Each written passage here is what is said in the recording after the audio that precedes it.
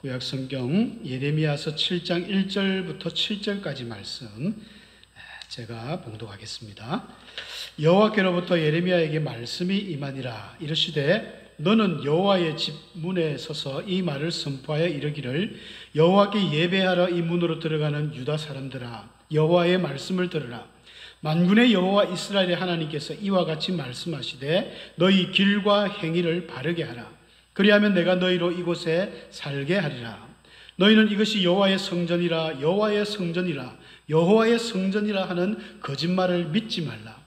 너희가 만일 길과 행위를 참으로 바르게 하여 이웃들 사이에 정의를 행하며 이방인과 고아와 과부를 압제하지 아니하며 무죄한 자의 피를 이곳에서 흘리지 아니하며 다른 신들 뒤를 따라 화를 자초하지 아니하면 내가 너희를 이곳에 살게 하리니 곧 너희 조상에게 영원 무궁토록 준 땅이니라. 아멘.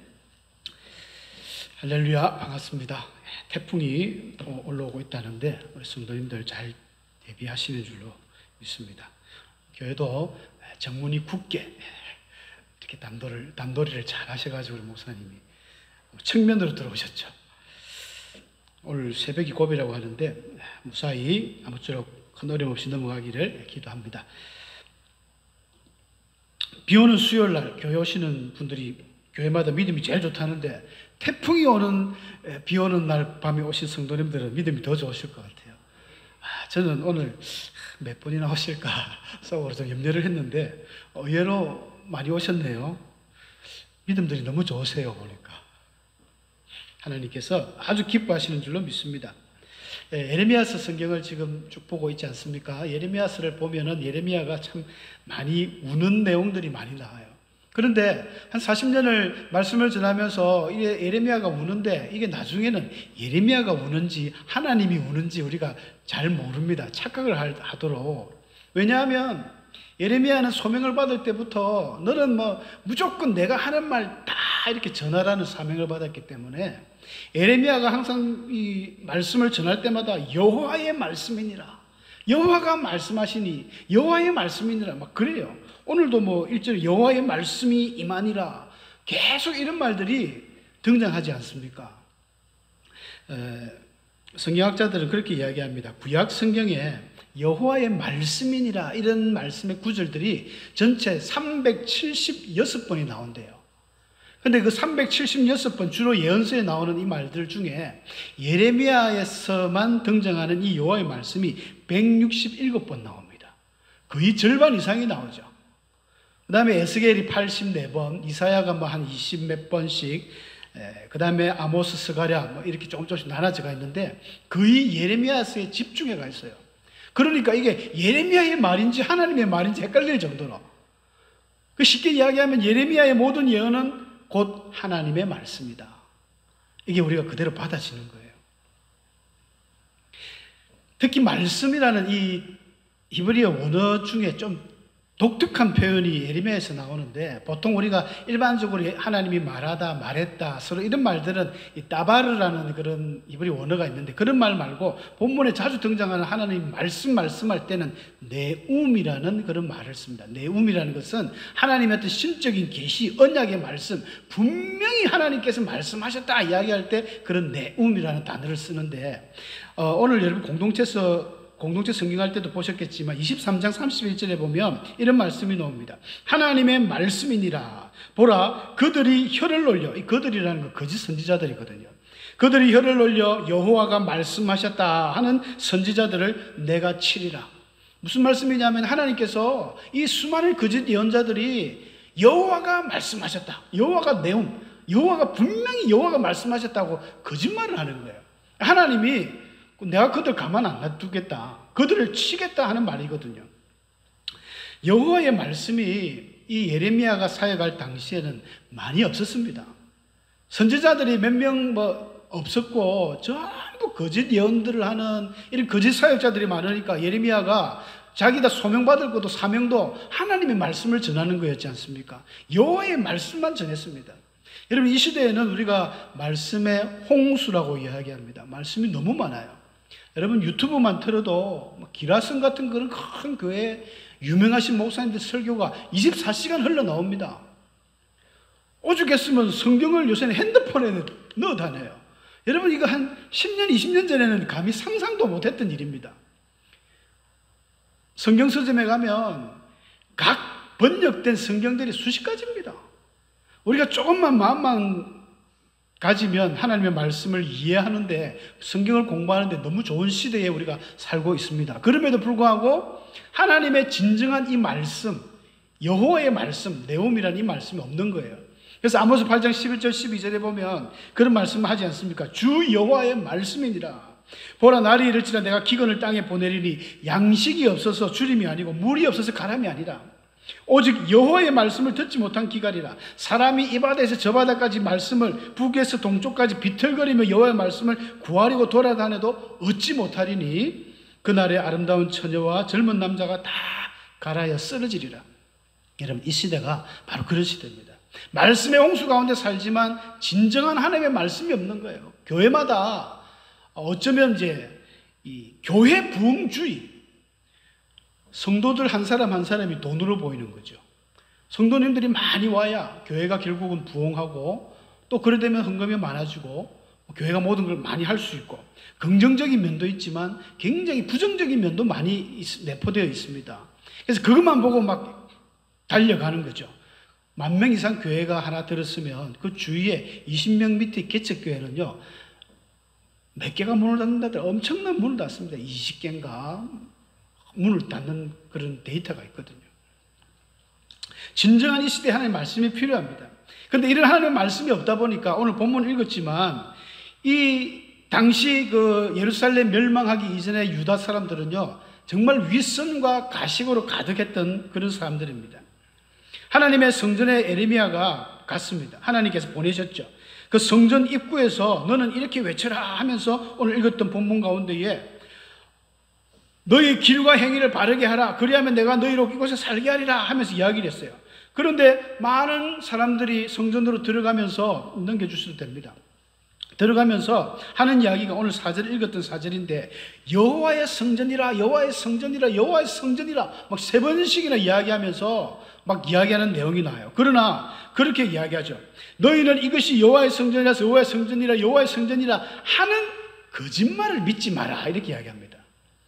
왜 이게 거짓말일까요? 이 말은 어떤 말이냐면 여호와의 성전, 그러니까 솔로몬의 성전입니다. 예루살렘 그 화려한 솔로몬의 성전, 온통 금으로 안에 내장 다 참 어마어마한 성전이죠. 그 성전을 여호와의 성전이라 하며 사람들이 자랑을 하는데 예레미야 선지자가 거짓말이라는 거예요. 왜 거짓말이냐? 그 뒤에 이어 나오는 내용들을 보면 압니다. 너희가 참으로 바르게 하여 이웃들 사이에 정의를 행하고, 정의를 행하지 않았다는 것이죠. 이방인과 고아와 가부를 압제했다는 것입니다. 무죄한 자의 피를 흘리고 다른 신들을 따라다녔다는 것입니다. 그래서 예레미야 선지자는 제사장 출신이거든요. 제사장 가문이니까 이미 이 예레미야는 그 당시에 제사를 드리러 오는 수많은 사람들을 보았는데 전부 가짜더라는 거예요. 윗선과 외식, 가식으로 가득 차가지고 하나님 앞에 제사를 드리는 것 같은데 그게 아니라는 것이죠.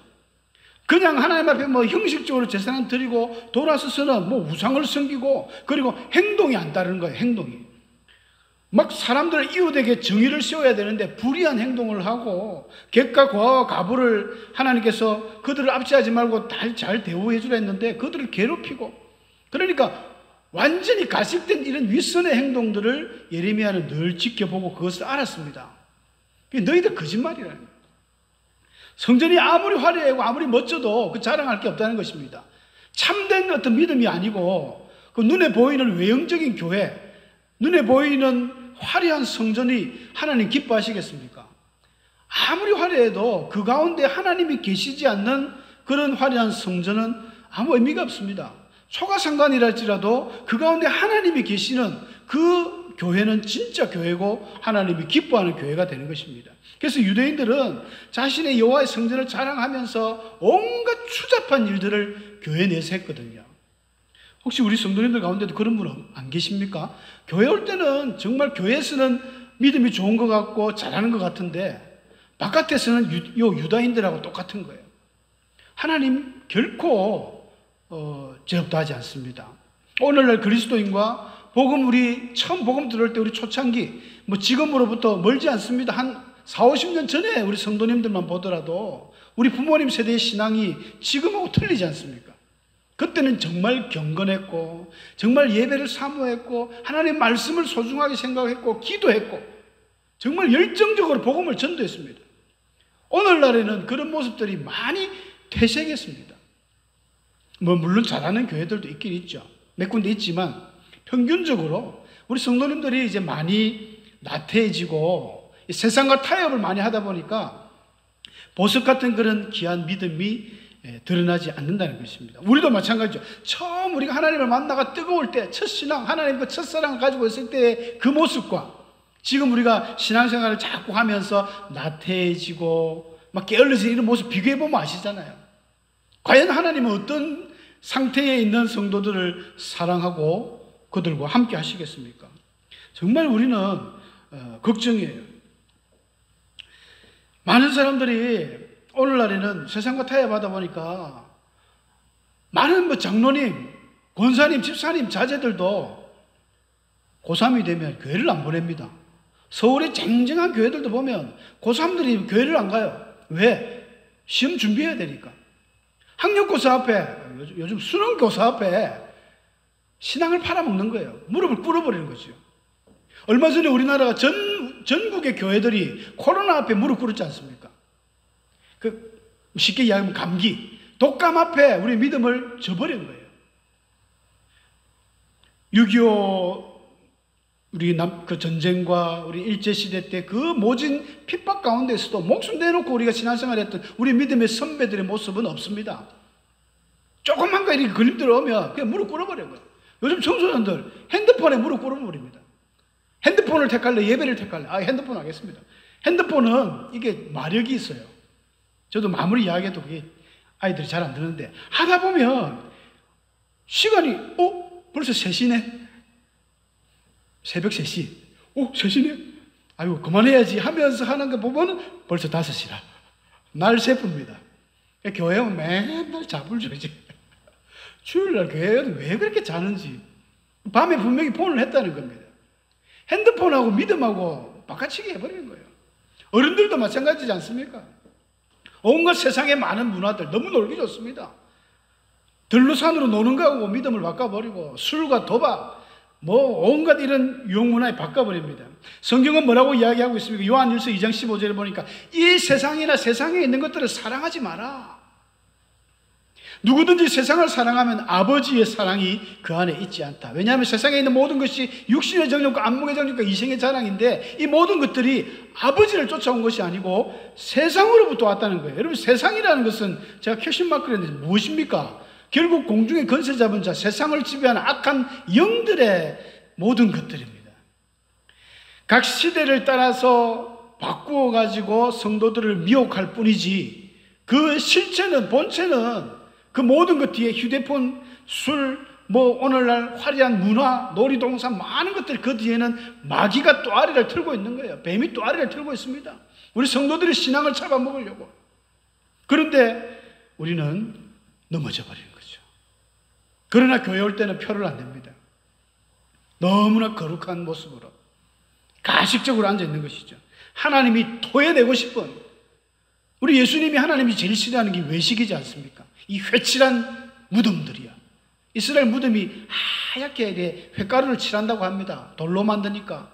그러니까 전혀 무덤 같지가 않아요. 깨끗하게 보입니다. 그러나 그 돌을 치우면 완전히 그 썩어 문드러지는 시체의 냄새. 예수님이 지적하는 거예요. 종교 바리새인들. 오늘날 치면 목사님들 아닙니까? 목사 장로들 향해서 이 회개하라, 독사의 새끼들아. 야, 정말 하나님이 그렇게 싫어하셨습니다. 차라리 나는 죄가 있어. 하나님 나는 죄인이요 이러면 될 텐데 하나님 저번 주 말씀드렸어요. 배역하는 죄는 있지만 배역하고 반역하면 안 된다는 거예요. 하나님을 속이려 하고 그런 사람들이 이 세상에 많이 있습니다.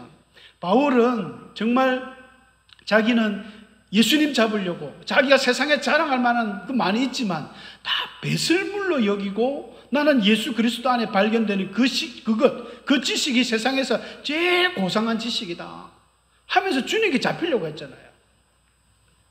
저와 여러분은 정말 예수님 붙잡고 이 세상에서 최고의 가치 예수님을 붙들고 나가야 될 줄로 믿습니다. 무엇이 우리에게 필요합니까?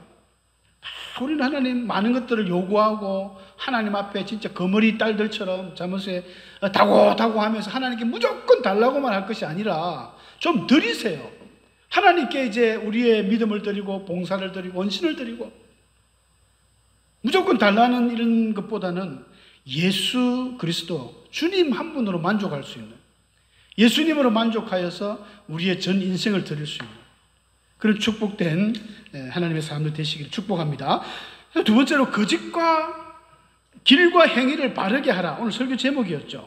우리 본문에 3절에도 나오고 6절에도 나옵니다만은 5절에도 나옵니다만은 왜 길과 행위를 바르게 해야 되는가? 첫 번째는요, 하나님께서 사람의 외모가 아니라 중심을 보기 때문입니다.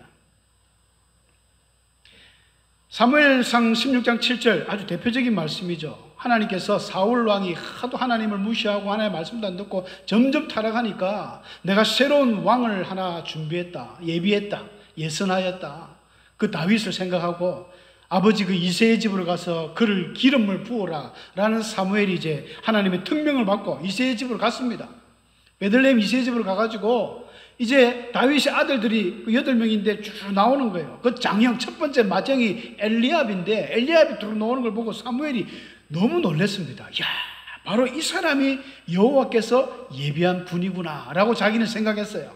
왜냐하면 엘리압이 막 키도 크고 아주 좀 남자다웠던 것 같아요. 사무엘같이 그 위대한 기도하시는 분도 이 영적인 일을 깊이 있게 잘 알 수가 없습니다. 하나님이 하시는 계획을. 약간 좀 인간적인 육적인 눈이 있는 것 같아요. 사울 왕을 처음 봤을 때도 사울이 보통 사람들보다 이 어깨 위에 키가 크잖아요. 그러니까 야 멋있다고 사울을 그렇게 좋아했는데 사무엘이 엘리압을 보니까 또 눈에 반한 거예요. 하나님이 하시는 말씀입니다. 여호와께서 사무엘에게 야 그 용모와 신장을 보지 마라. 너 언제까지 그 외모 볼래? 내가 이미 그를 버렸다는 거예요. 야 하나님 무섭습니다. 그 용모와 신장을 보지 마라. 나는 이미 그 엘리압을 버렸다. 왜 버렸겠습니까? 엘리압이 아마 중심이 좀 어긋나가 있는 사람이었던 것 같아요.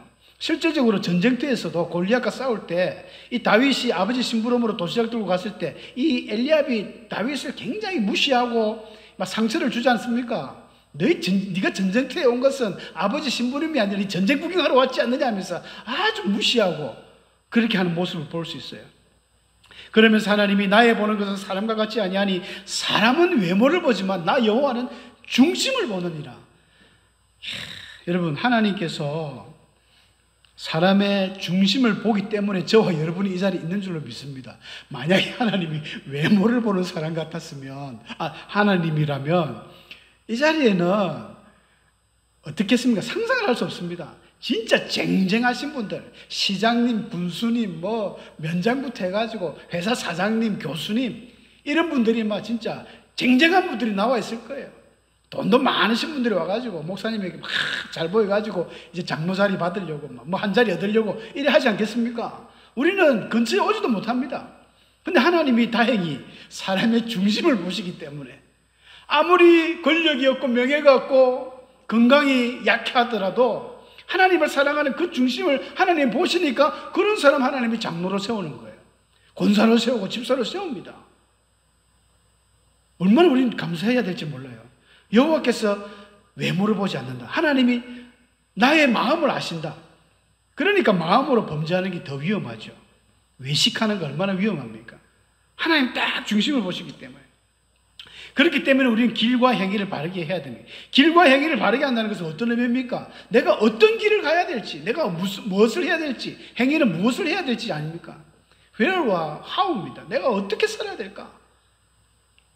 사도 바울도 예수님의 그 다메섹에서 만날 때 주여 누구시니까? 내가 무엇을 하리까? 그렇지 않습니까? 길과 행위를 바르게 하는 사람이 하나님 기쁘시게 합니다. 그리고 두 번째로 하나님께 죄사함과 복을 받기 위해서 우리는 길과 바른 행위를 해야 되는 거예요. 하나님께서 그렇게 말씀하셨지 않습니까? 5절 6절에 보면 너희가 만일 길과 행위를 참으로 진짜 참으로 바르게 하면 바르게 하여서 이웃들 사이에 정의를 행하며 이방인과 고아와 가부를 압제하지 아니하며 무죄한 자의 피를 이곳에서 흘리지 아니하며 다른 신들 뒤를 따라 화를 자초하지 아니하며 네 가지 죄악을 유다인들은 범했습니다. 이웃들 간에 자꾸 불의를 하고 이방인과 고아와 가부를 압제하고 무죄한 자의 죄를 흘리고 우상을 숭배하고 그렇게 하지 말라는 것입니다. 바르게 해라. 성경에 보니까 바울이 그런 말을 하셨습니다. 사람이 마음으로 믿어 의에 이르고 입으로 시인하여 구원에 이르느니라. 로마서 10장 10절에 이런 말씀하셨죠. 마음으로 믿어 의에 이르고 입으로 시인하여 구원에 이른다. 마음은 굉장히 중요한 것입니다. 마음을 새롭게 한다는 건 너무너무 중요한 거예요. 우리 모든 변화의 시작은요, 마음에서 출발합니다. 그래서 로마서 12장 2절에도 그런 말씀 있지 않습니까? 너희는 이 세대를 본받지 말고 오직 마음을 새롭게 함으로 변화를 받아 하나님의 선하시고 기뻐하시고 온전하신 뜻이 무엇인지 분별하도록 해라. 첫 번째 마음이에요. 새 마음을 품어야 돼요. 새 마음을 품어야 됩니다.